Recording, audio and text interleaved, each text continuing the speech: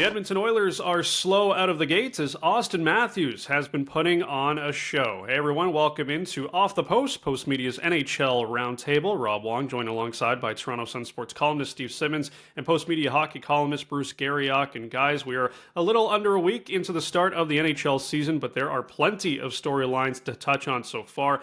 And we got to start with a team that many have as their Stanley Cup pick this year, the Edmonton Oilers. Of course, it's only been 2 games and 2 losses to Vancouver. But Bruce, are there any early season trends that have you concerned about Connor McDavid and company?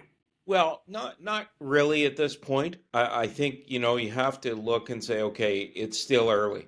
The issue that Connor McDavid and company are facing, Steve, is this is the year they're supposed to. And as Rob said, a lot of people have picked the Edmonton Oilers to win the Stanley Cup, present company included. I think that, I think we all believe that this is the year that they're going to take the next step.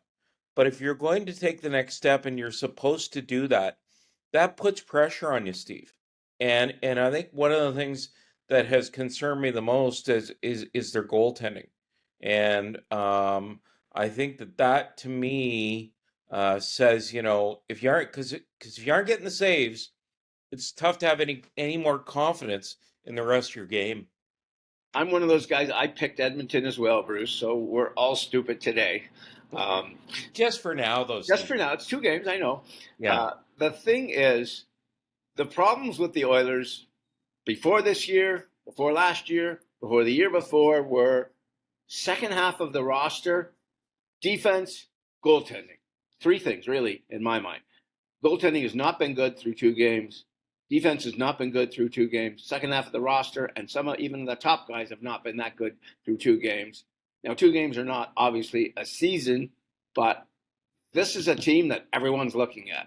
And when the general manager, Ken Holland, is the best goalie in the organization, they have a problem. and so let's watch this for a while. You have the 2 best forwards in the NHL on one team.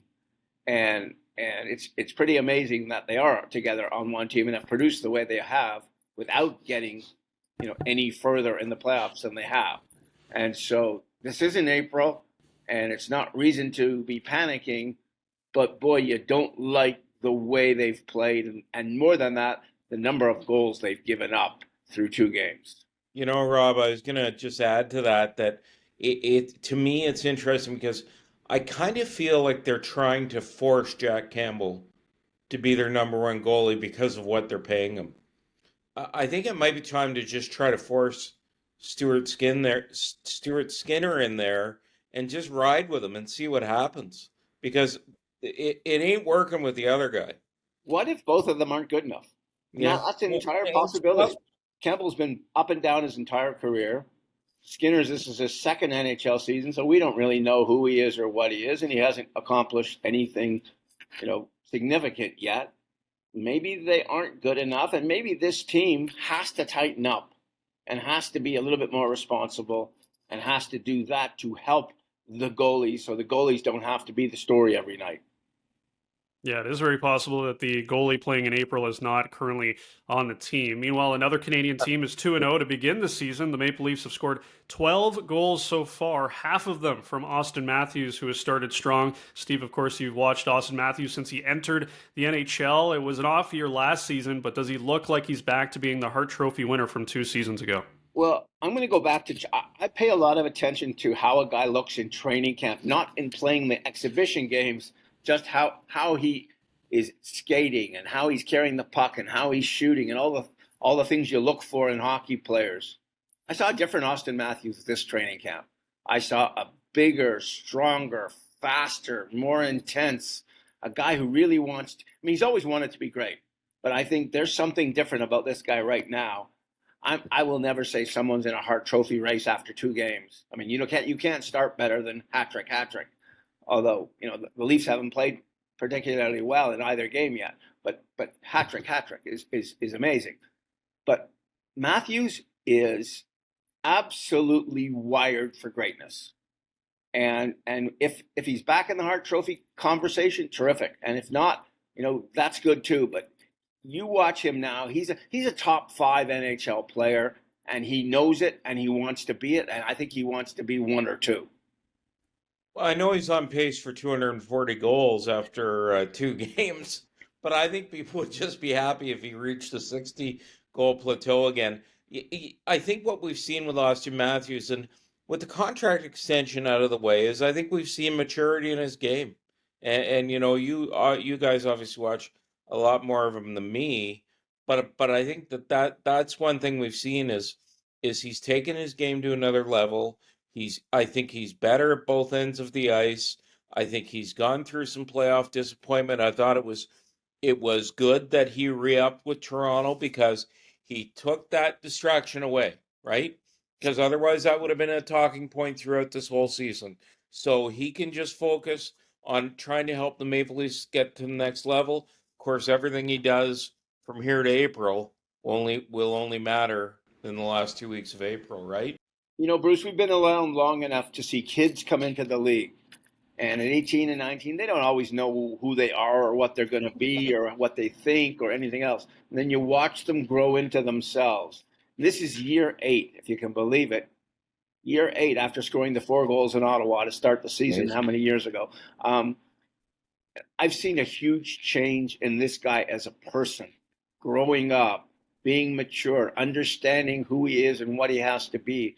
And I think that part of Austin Matthews is as important as what he does and what he's doing on the ice, because I think one leads to the other. Finally, for the both of you, it's still early, but is there a team that's caught your eye to begin this season that maybe is better than you expected? We'll start with you, Bruce.